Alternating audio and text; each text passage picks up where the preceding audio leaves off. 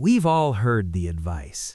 To be happy, you need to slow down, do less, and forget the pressures of ambition. It's the gospel of the wellness era, filling our social media feeds with aesthetics like the soft life and quiet quitting. But what if that's a trap?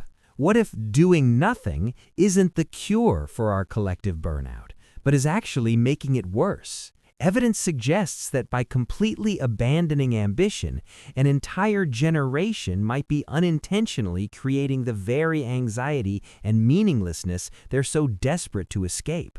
Today, we're breaking down how a strategy for self-preservation might be backfiring, creating a psychological pitfall that's even harder to escape than the rat race itself. Let's be real. The move away from traditional ambition didn't just appear out of thin air. It's a pretty rational response to a broken system. For decades, hustle culture promised that non-stop work was the only way to succeed.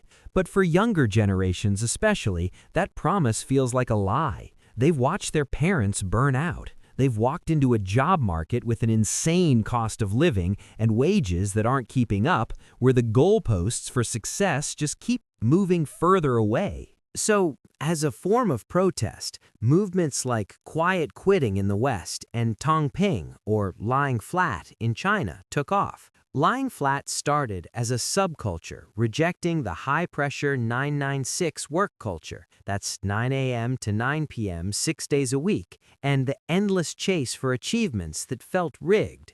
On the surface, it makes total sense. If the game feels unwinnable, why even play? If ambition just leads to burnout, why be ambitious? The logic is seductive, but while it's packaged as self-care, the reality seems to be much more complicated. The first major problem is the purpose vacuum. Humans seem to be psychologically wired for some kind of forward momentum. We need goals, challenges, and a sense of progress to build a stable identity. When you adopt a philosophy of lying flat, you don't just opt out of a toxic job, you often opt out of striving altogether. This creates a void. One study on the lying flat tendency revealed a significant link. Lying flat at one point in time predicted lower life satisfaction a month later, but not the other way around. This suggests that giving up may be a cause of poor mental health, not just a symptom. It can be a short-term relief that chips away at your long-term psychological well-being. This brings us to the second issue, the bitterness trap and social withdrawal. The idea behind lying flat is that if you don't desire too much, you can protect yourself from feeling worthless. But research suggests the opposite can happen. Instead of protecting self-worth, inactivity and a lack of goals can actually increase negative thoughts and lead to a drop in self-esteem. This can create a mindset of helplessness and cynicism. Instead of feeling empowered, people can become withdrawn, looking for an escape in passive activities, like problematic smartphone use, which studies have directly linked to the lying flat mentality. It can become a vicious cycle. A lack of real-world engagement leads to digital escapism, which then lowers your confidence and deepens your social isolation. This individual crisis can create a societal fracture. When a whole generation disengages, it's not just a personal issue. It's a major concern for economic productivity and development. This is why the Chinese government has actively censored discussions around lying flat, viewing it as a threat to national goals.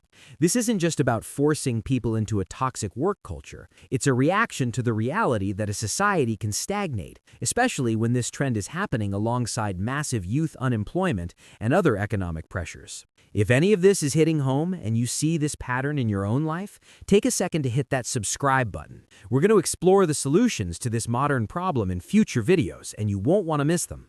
The answer isn't to go back to the 24/7 toxic hustle culture. That was the original problem. The real solution is to redefine ambition on our own terms. Healthy ambition isn't about chasing external rewards like money or a fancy title, which studies show are less fulfilling and can even cause anxiety.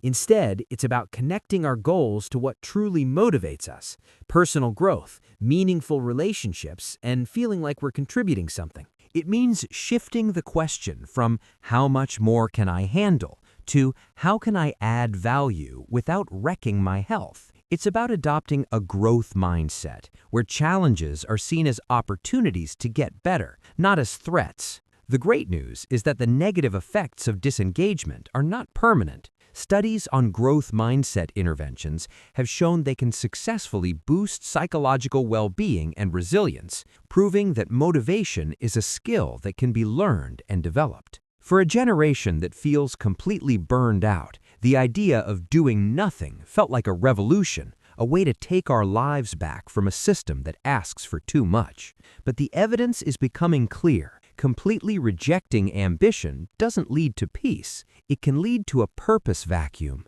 a decline in well-being, and a quiet crisis of meaninglessness. True freedom isn't found in giving up on the game.